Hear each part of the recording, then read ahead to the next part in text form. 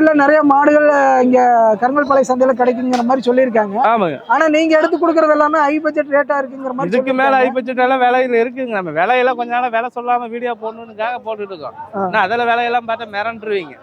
சந்தைக்குள்ள நம்ம வந்து விலை கேட்டோம்னா நிறைய விலையில இருக்குது. பொருளுக்கு தகுந்தது தான். தங்கத்துக்கும் வைரத்துக்கும் மதிப்பு இருக்கிற மாதிரி தான். அதாட்ட மாட்டுக்கு தகுந்த மாதிரி வேலை தான். நம்ம எல்லாத்தையும் குறை சொல்ல முடியாது. லோ பட்ஜெட் மாடுங்க அதுக்கு தகுந்த கெப்பாசிட்டியில கறக்கும். அதுக்கு தகுந்த மதிப்பு தான் இருக்கு. விலை வச்சு கொடுத்து வாங்குற மாடு பொருளுக்கு தகுந்த விலை வச்சு கொடுத்து வாங்கினா அதுக்கு தகுந்த பொருள் நல்லா இருக்கும். அப்போ பால் கறவை திறன் இருக்கும், பிரீடு இருக்கும். பிரீடு தானே. சரி சரி. இன்னைக்கு ரோட்ல சுத்துற நாய் இப்போ நீங்களே நிறைய வீடியோ போடுறீங்க. 5000 ரூபாய்க்கு ஜெர்மன் ஷெப்பர்ட் விற்கிது, 25,000 லட்சத்துக்கு விற்கிது. பிரீடு குவாலிட்டி அதுதானே. அதான் பிரீடு குவாலிட்டி பொறுத்து அதுதான். ஹைபிரிட் இப்போ ஹெச்எஃப்னா 70,000 80,000க்கு இருக்கு, 1 லட்சத்துக்கு இருக்கு, 1.5 லட்சத்துக்கு 2 லட்சத்துக்கு இருக்குது. அது ஹெச்எஃப் தானே. பிரீடு ரகம் ஜெனட்டிக் அப்படி வித்தியாசம் இருக்குல்ல. சரி சரி ஓகே. இது போக வந்து எருமைகளும் வாங்கி தரேன்னு இருக்கீங்க. ஆமா, எருமை கூட எடுத்து கொடுத்துருக்கோம். இன்னைக்கு 10 எடுத்து கொடுத்துருக்கேன்னு சொன்னீங்க. அந்த எருமைகளை அப்படியே பாத்துரலாங்க. சரிங்க. ஓகே ஓகேண்ணா, ரொம்ப நன்றி. ஓகே, நன்றி.